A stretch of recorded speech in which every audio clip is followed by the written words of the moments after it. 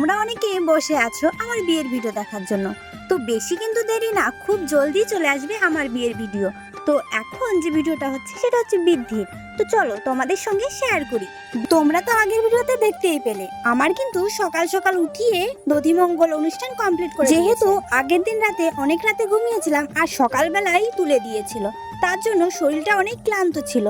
কিন্তু কিছু তো আর করার নেই, বিয়ের দিন তো অজুহাত দেখিয়ে বসে থাকলে আর হবে না, আর ক্লান্তটাও দেখালে হবে না, কারণ যেটুকু আমার করার দরকার সেটুকু তো করতেই হবে বাধ্যতামূলক। যাই হোক, এই সমস্ত কথা নয় বাদই দিলাম। তো আমরা কিন্তু চলে এসেছি ফটোশুট করতে, আর আমাদের এখানেই সুন্দর লোকেশন আছে, তো সেখানেই চলে এসেছি। তোমরা কিন্তু কমেন্টে জানিও আমাকে বৃদ্ধির লুকে কেমন লাগছে। জানো তো আমি এত বড় হয়েছি তাও কখনো ক্যামেরাতে ফটোও তুলিনি, কখনো ভিডিও বানাইনি। যতটুকু বানিয়েছি শুধু আমার ফোনেই করেছি। যাই হোক, আমার কিন্তু কোনো সমস্যা হয়নি ভিডিও ফটো তুলতে, কারণ এই ক্যামেরাম্যানটা আমাকে সব রকম পোজ দেখিয়ে দিচ্ছিল। আর আমিও বলেছিলাম আমি কিন্তু মোবাইলে ভালো পোজ দিতে পারি, ক্যামেরাতে নাই, তাই জন্য আমাকে দেখিয়ে দেবেন। বাপরে বাপ, ক্যামেরাম্যানদের যে এত ধৈর্য আমি ভাবতেই পারি না, কারণ একটা শুট করতে তাও 10-20 মিনিট লাগিয়ে দেয়, তবুও অধৈর্য হয় না, আর আমি তো ধৈর্যহীন হয়ে পড়ি। এই লোকেশনে এসে প্রথমে আমার কিছু ভিডিও শুট করে নেয়, তারপর তো ফটোশুট হয়। অবশ্য ফটোশুট কিন্তু বেশি হয়নি, কারণ বাড়ি থেকে তাড়া দিচ্ছিল। দেখো, উনি কিন্তু আমাকে সুন্দরভাবে বুঝিয়ে দিচ্ছিল কিভাবে কি শুট নেবে।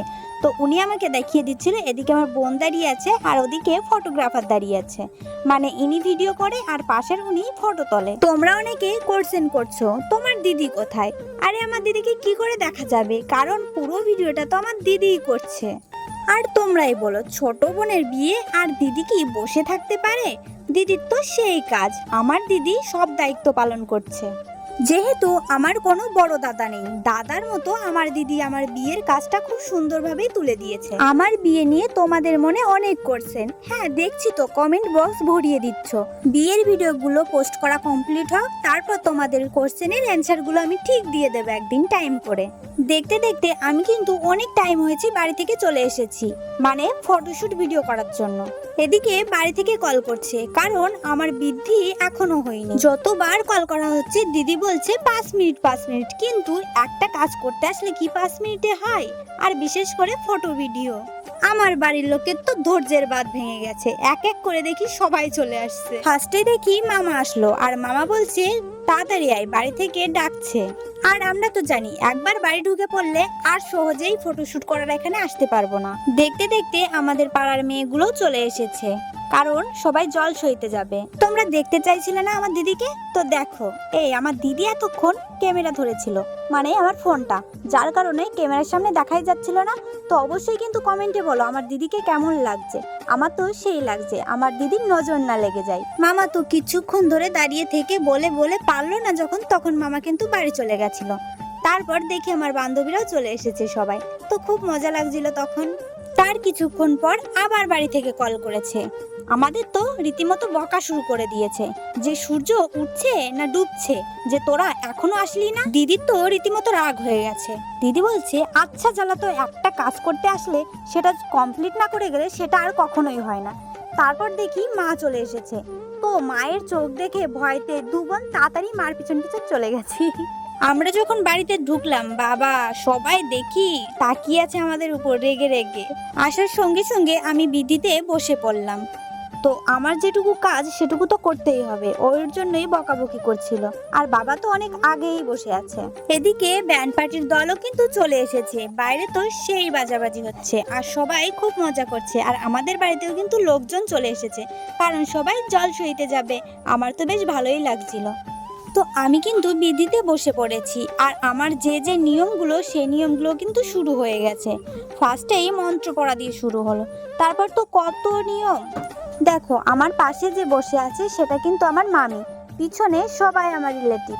ওদিকে আয়নাটা ঢেকে দিচ্ছিল, কারণ এদিকে ক্যামেরাম্যানদের দেখা যাচ্ছিল, তাই বলছিল আয়নাটা ঢেকে দাও, তাহলে ফটোগুলো ভালো আসবে। গত পিবা যৎসরের কুণ্ডরিকাক্ষ সবাহ্য ভ্যান্তর সুসি নাকে সুখে বাম দিতে, এটা উলুধ্বনি দেন তো সবাই। আর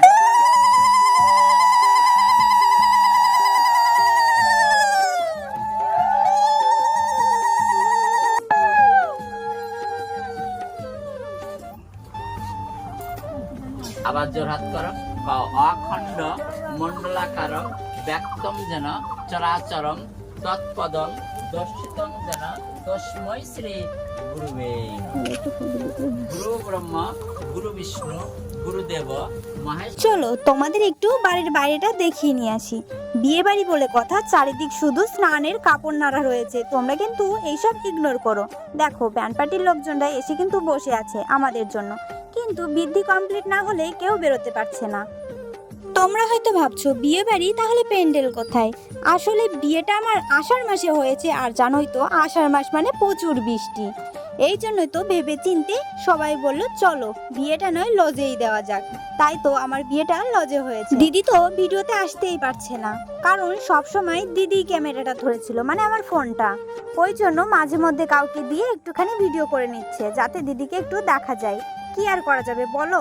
এদিকে দিদি যদি আমার ফোন ধরতে যায় তাহলে দিদি সামনে আসছে না, আর আমার ফোনটাই বা কে ধরে দেবে? তাই তো দিদিকে ভিডিওর মধ্যে কম দেখা যাচ্ছে, মাঝে মধ্যে একটু দেখা যাচ্ছে। আর দিদি যদি ভিডিও না করে দেয় তাহলে আমার ভিডিওটাও হবে না, আর মেমোরিগুলো তো আর থাকবেই না, আর তোমাদের সঙ্গে শেয়ার করতেও পারবো না।